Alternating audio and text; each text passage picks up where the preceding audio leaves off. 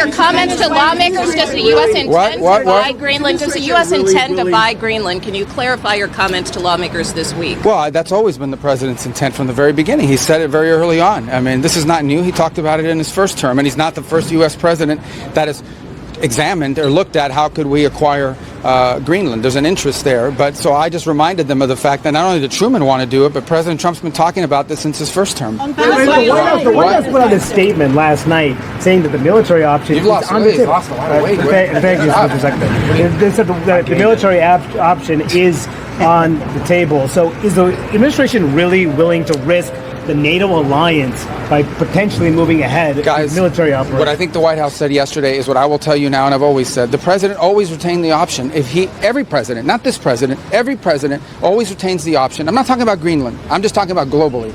If the president identifies a threat to the national security of the United States, every president retains the option to address it through military means. As a diplomat, which is what I am now, and what we work on, we always prefer to settle it in different ways. That included in Venezuela. We tried repeatedly to reach an outcome here that did not involve having to go in and grab an indicted drug trafficker. Those were unsuccessful, unfortunately. The people of Venezuela are waking up to the same regime.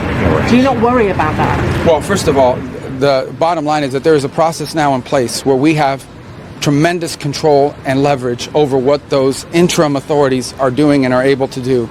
But obviously this will be a process of transition. In the end, it will be up to the Venezuelan people to transform their country. We are prepared under the right conditions, using the leverage that we have, which includes the fact that they cannot move any oil unless we allow them to move it to...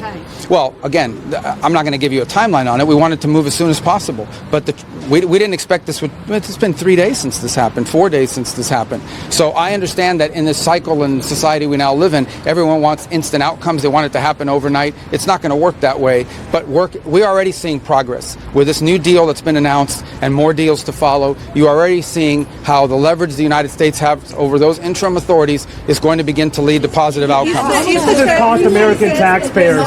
How long should the American public... It doesn't cost us... The involvement, the U.S. involvement in Venezuela, how much will it cost? Well, it isn't going to cost us any money. For example, this oil deal that's happening doesn't cost us any money. On the contrary, and if it opens up, no money to look, I don't have the numbers. What operation are you talking about? The entire thing? Yeah. Well, these troops are going to be deployed. None of these troops sit in a dry dock waiting for action. They're deployed somewhere in the world. If they're not here, they're somewhere else.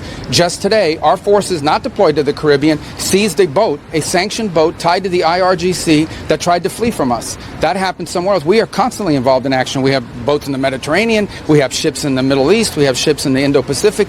These ships, if they weren't in the Caribbean, they'd be somewhere else conducting activity. Yeah. That's what the Navy does. I want to emphasize that. Question from CNN. The question's never asked how much does it cost when they're in the Mediterranean or the Red Sea or the Indian Ocean or the Pacific. But now that they're in our hemisphere on a counter-cartel mission or ensuring that an indicted individual comes to justice, now you're asking the question of cost. It's a disingenuous question to begin with. You're trying to find any angle possible to undermine the success of one of the most historic military missions the world has ever seen. The level of sophistication that Senate just was briefed on, and the House was briefed on, a classified level, is something only the United States of America can accomplish. The world is taking notice of that. Certainly Venezuela is taking notice of that.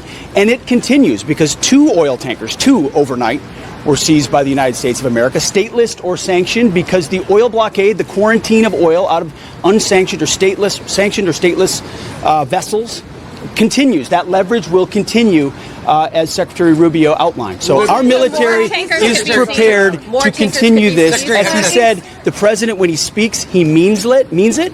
He's not messing around. We are an administration of action to advance our interests, and that is on full display. We're happy to brief the House and the Senate. No. 2 quick things. Okay, number 1, because we have to go, because we got to brief the House, and if we don't and they're pissed at us, you guys better defend us. That was because we were talking to you. I would make one more point, and it's a very interesting point. One of those ships that was seized that had oil in the Caribbean, you know what the interim authorities are asking for in Venezuela? They want that oil that was seized to be part of this deal. They understand that the only way they can move oil and generate revenue and not have economic collapse is if they cooperate and work with the United States, and that's what we see are going to happen. We got to go talk to the House, guys. I apologize. Because the flag still stands for freedom, and they can't take that away.